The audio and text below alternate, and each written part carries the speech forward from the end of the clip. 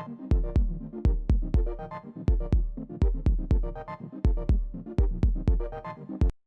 Students, welcome back. Last video में हमने list को डिटेल में देखा था और आज की जो वीडियो है इसमें हमने जो इमेज और बैकग्राउंड में इमेज कैसे अप्लाई करते हैं और इमेज का टैग कैसे यूज़ करते हैं वेब पेज में, वो देखेंगे डिटेल में।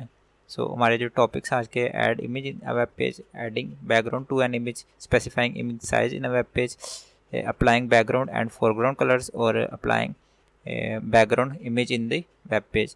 तो सबसे पहला हमारा टॉपिक है कि इमेज हमने कैसे ऐड करना। इमेज हम ऐड कैसे क्यों करते हैं, इमेज या बैकग्राउंड जो है इमेज।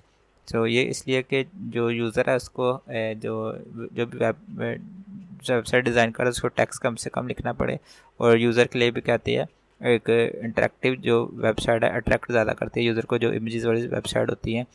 और ये रीजंस हैं कि जो इमेज को हम यूज़ करते हैं। नेक्स्ट क्या है कि इमेज को कैसे ऐड करना है। आपने इमेज का टैग है ये img जो है, ये img ये टैग आपने यूज़ करके इमेज को ऐड करते हैं। और इसमें सबसे इंपॉर्टेंट जो एट्रीब्यूट होता है वो होता है सोर्स का src, जिसके ज़रिए से आप इमेज को ऐड करते हो। उसकी लोकेशन के वो कंप्यूटर में कहाँ पे पड़ी हुई है वो आप पास से वहाँ पे देते हैं। तो ये इमेज का टैग और सोर्स एट्रीब्यूट मैंने बता दिया। नेक्स्ट क्या है आपके पास कि बॉर्डर कैसे ऐड करते हैं इमेज को। तो उसके लिए आपके पास बॉर्डर का एट्रीब्यूट है ये, ठीक है ना। इमेज सोर्स, इसका पाथ, और ये पाथ का मतलब कि हार्ड डिस्क में कहाँ पे वो एग्जिस्ट कर रहा है। नेक्स्ट बॉर्डर क्या है कि कितना इमेज के अराउंड बॉर्डर आए, तो इसके लिए बॉर्डर का जो एट्रीब्यूट है वो यूज़ करेंगे।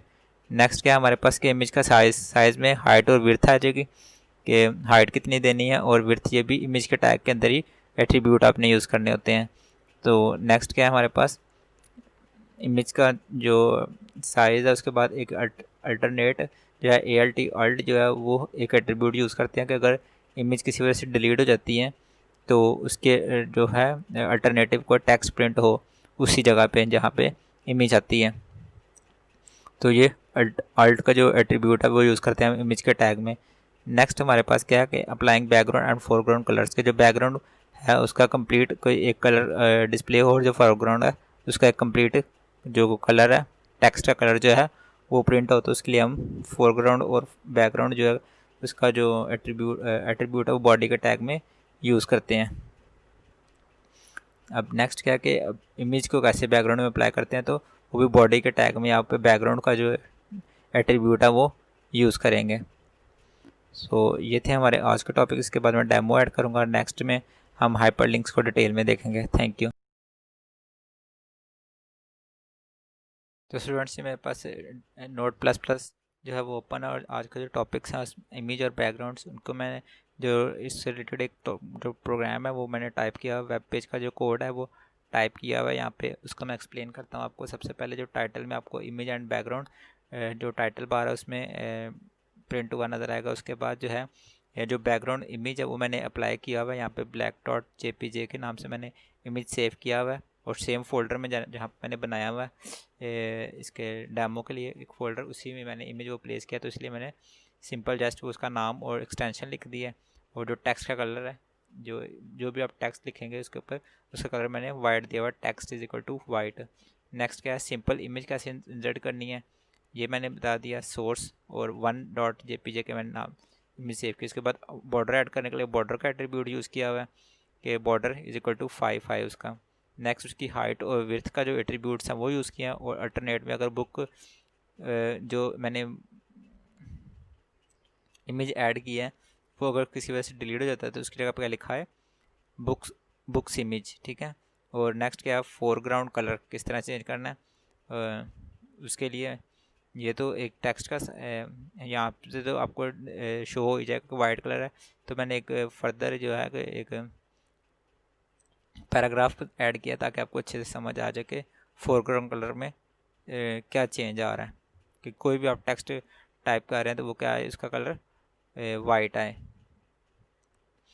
इस प्रोग्राम को मैं रन करके दिखाता हूँ आपको। और ये जो है, एक मिनट, ये इमेज 1 और ब्लैक के नाम से मैंने जो सेव किए हैं, जो इनमें से जो ब्लैक इमेज है वो आपको बैकग्राउंड में शो हो रही है, और जो इमेज है एक 1 के नाम से, ये सिंपल इमेज पर इंसर्ट हुई है।